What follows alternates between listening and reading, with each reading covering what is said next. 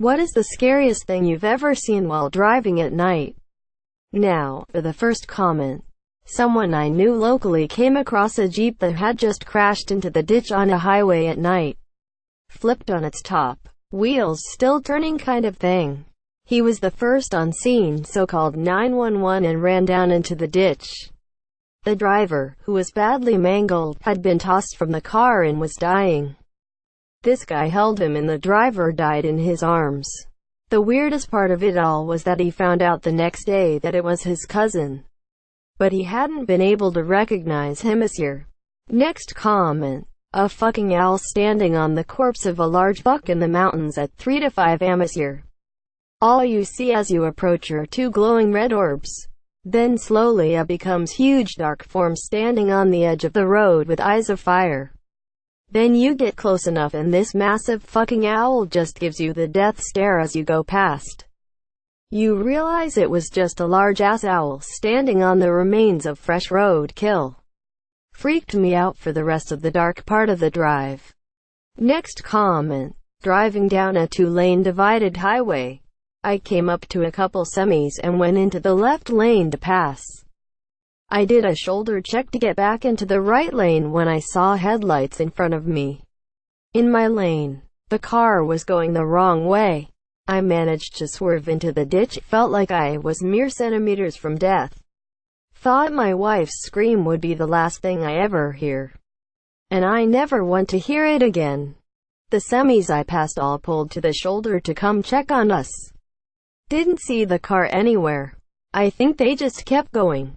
Had to pull into a gas station after and collect myself. Next comment.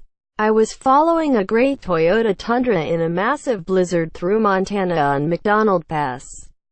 He was going pretty quick most of the way but must have been unfamiliar with how steep the final few miles are. He got away from me as I slowed down to about 35. Not 5 minutes later I passed his tire marks in the fresh snow that went off the side of the mountain. Pulled over and looked down to see his truck upside down and on fire about 300 yards down. Called 911. He didn't die but was burned up pretty bad. Next comment.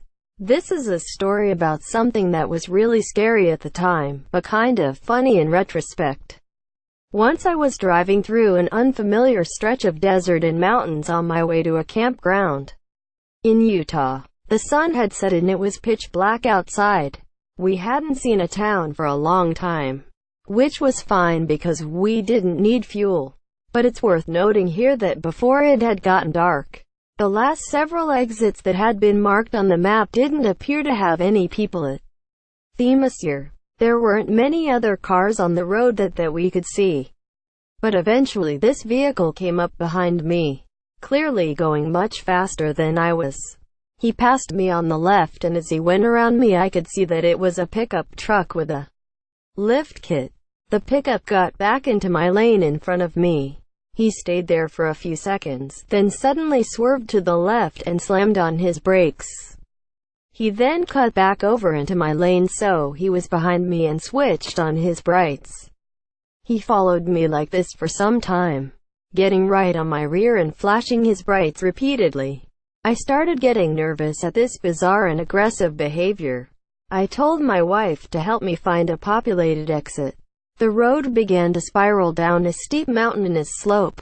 What followed next was a progression of increasingly alarming road signs that seemed like they belonged in a Looney Tunes cartoon where a character is about to careen off a cliff.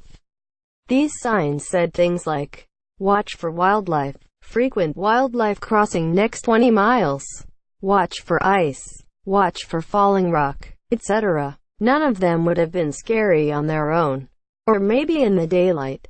But at night, in a situation where I was starting to panic, they seemed alarming and it seemed like they were ridiculously increasing its severity. At one point, a sign popped up that said, "Road damage."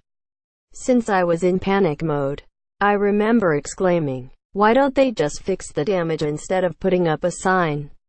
Quote. Eventually, we found a town with lots of lights and I promptly exited. I was terrified the guy would follow us, but he went on past me.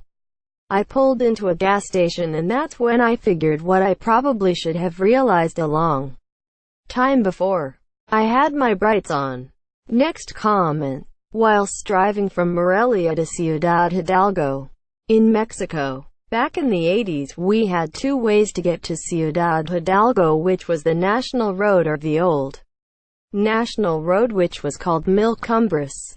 Mil Cumbres basically means 1,000 curves. That stretch of road literally had 1,000 curves, so a lot of people would get motion sickness when on that road.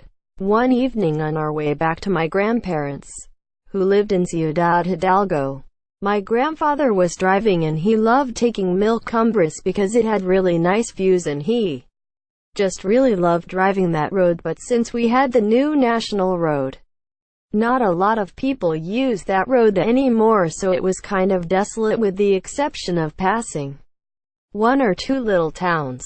It was dusk so soon that meant that being on such a desolate road in the mountains, we would be in complete darkness on the road with no many other cars on the same stretch of road.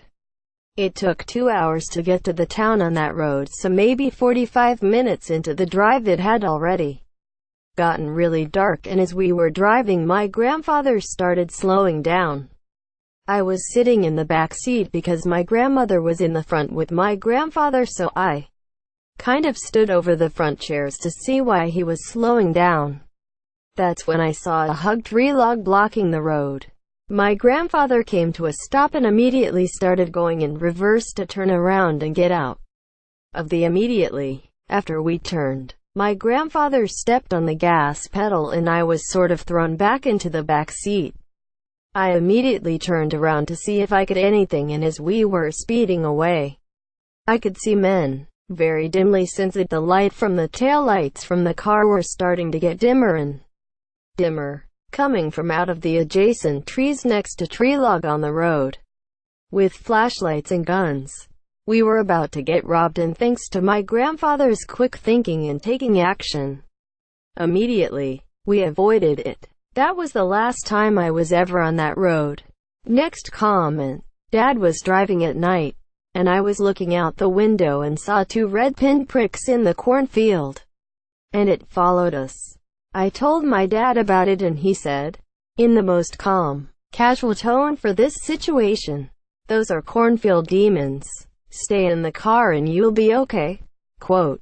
Cue me freaking the hell out when he got out of the car not too long after to check a tire before getting back in. I'm still not sure if that was an actual thing or if he was using a situation to his advantage to teach me not do anything stupid like that at night. Either ways, it worked, and I still have no idea what those two pinpricks were. Next comment. Not me but a friend. After dropping me off at my house around 2 a.m., my friend calls me and tells me to pick my doors. He said he saw a man standing in the middle of the road and that as he passed him the man kept staring throughout him his ear. Not at him, really, but like there was something behind him in his back seat. He also said he could barely make out anything about the man other than his large eyes and trench coat. What really terrified me is that this happened on a street that only my family lives on and no one would have been out that night. Also, we're a solid 1.5 miles from the nearest neighbor. Freaked me the hell out. Next comment. A lot of people that drive for a living or have done balls to the wall cross-country drives can tell you about the running shadows. First time I saw I was on the tail end of 12 straight hours of driving. I was driving through the middle of nowhere, in the desert, at night. Very little light from the sky, no man-made lights even on the horizon. Just the pitiful cone from my truck's headlamp. And being in the middle of the desert, it pretty much only lights up the road ahead. Nothing above ground level to catch the light. As I'm barreling along, I start to see shadowy figures running alongside my truck out of the corners of my eyes. On 2 legs and 4. All I can think about is the creepy stories you read online about shit that lives out in the desert. Or the Asian ghost stories where if you don't acknowledge the spirit it can't harm you. so I've got my eyes glued to the road, refusing to let them flicker off to the side. I rolled my windows up and cranked up the volume on my radio.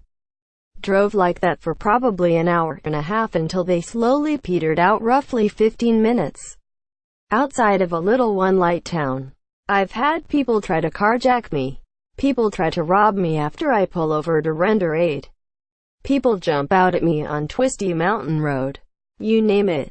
But nothing matching that level of fear the first time I saw Themyscira. Felt like my spine was rippling like a ribbon in a wind, trying to jump clear out of my back and hide under the seat. Sleep deprivation mixed with sensory deprivation does some strange things. Next comment. I dropped my GF off the night we saw the Mothman Prophecies. It wasn't a super scary movie, but it had some scares. I take the interstate home. On the way, there's a curve where there aren't any lights. Just a dark stretch of interstate. As I came around the bend, there was a guy in a black trench coat walking along the side of the road. As it was about 3 a.m., I guess I started hemisphere.